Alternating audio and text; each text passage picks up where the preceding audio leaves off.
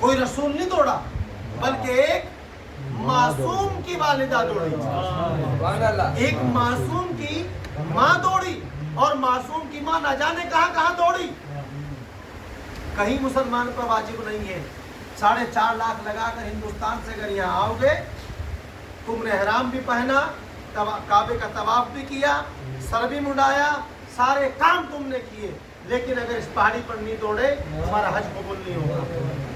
یا رسول اللہ، یا اللہ، یہ جناب ہاجرہ تو بہت مقام پر دوڑی ہے نا، اسی مقام پر دوڑنا ہمارے لیے واجب کیوں کیا؟ کہاں وجہ ہاجرہ کا دوڑنا نہیں ہے، مقصد ہاجرہ کا دوڑنا نہیں ہے، بلکہ مقصد یہ ہے کہ آئندہ جگہوں پر ہاجرہ اپنے لیے دوڑی تھی، یہاں ایک معصوم کو پانی پلانے کے لیے دوڑی ہے۔ اس لیے تمام مسلمانوں کے لیے ضروری ہو گیا کہ حج جب تک قابل قبول نہیں ہو سکتا جب تک ایک معصوم کے لیے جو صحیح کی گئی ہو آپ اس پر صحیح ہے۔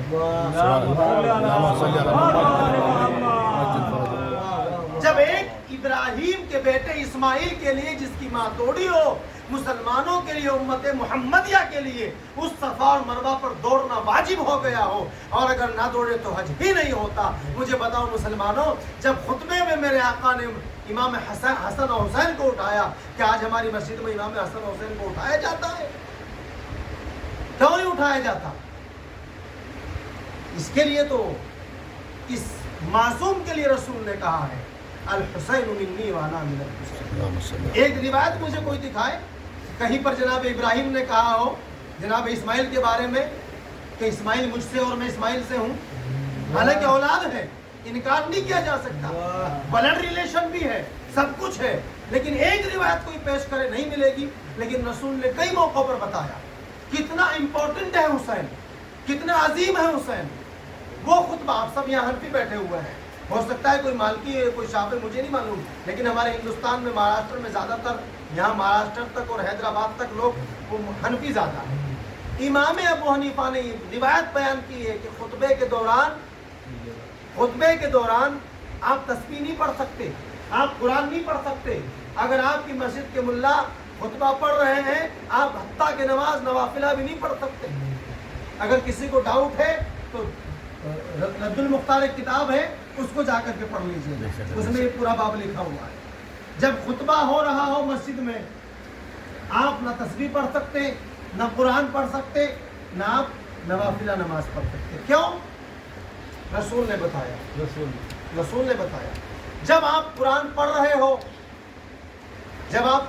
رہے ہو یا آپ اس قرآن کے ذریعے کسی عبادت کے ذریعے آپ کی لو اللہ سے لگی ہوئی ہو، تو کہتے بچوں کا خیال مت کرو، فیملی کا خیال مت کرو، اپنے گھر کا خیال مت کرو۔ لیکن رسول نے ہمیں سب کچھ کر کے بتایا۔ اگر جبرائیل بھی اللہ کا پیغام لے کر کے آ رہے ہیں اور رسول کے کانوں میں حسین کی آواز آ جاتی ہے، ترمذی پڑھ رہا ہوں، رسول کے کانوں میں حسین کے رونے کی آواز آ جاتی ہے، تو رسول اللہ کے ساتھ جو گفتگو ہو رہی ہے، جو جبرائیل پیغام لے کر کے آئے ہیں، اس پیغام کو اللہ کا محبوب میرے رسول اس کو منقطع کر دیتے ہیں اور منقطع کر کے حسین کو اٹھاتے ہیں۔ سبحان اللہ، کیا کریں، یہی خطبے میں ہے۔ لیکن اس کے باوجود بھی ہم نے امام کو نہیں پہچانا۔ امام کے نام پر جتنا کچھ ہو رہا ہے نا، ان ساری چیزوں کے ثبوت مانگے جا رہے ہیں، ان ساری چیزوں کے ثبوت مانگے جا رہے ہیں۔ ہماری زندگی میں کتنے کام ایسے ہیں جو کرتے ہیں۔ میں اپنی بات کرتا ہوں، آپ کو ماشاءاللہ مومن ہے، سب محب ہے اہل بیت کے، میں اپنی بات کرتا ہوں، میں کتنی غلطیاں مجھ سے ہوتی ہیں۔ جب مجھ سے کوئی غلطی ہوتی ہے، کوئی گناہ ہوتا ہے، تو میں کبھی نہیں دیکھتا ہوں کہ اس کا ثبوت کہاں ملے گا۔ وعدہ ہم نے کسی سے وعدہ کیا، وفا نہیں کیا، تو کیا یہ وعدہ وفا کرنا نہ کرنا اس کا کوئی جواز ملتا ہے؟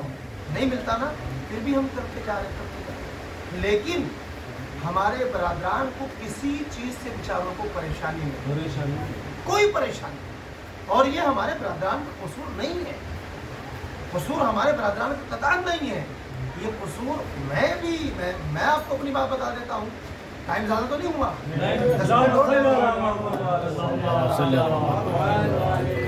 اس لیے پوچھ رہا ہوں کہ آپ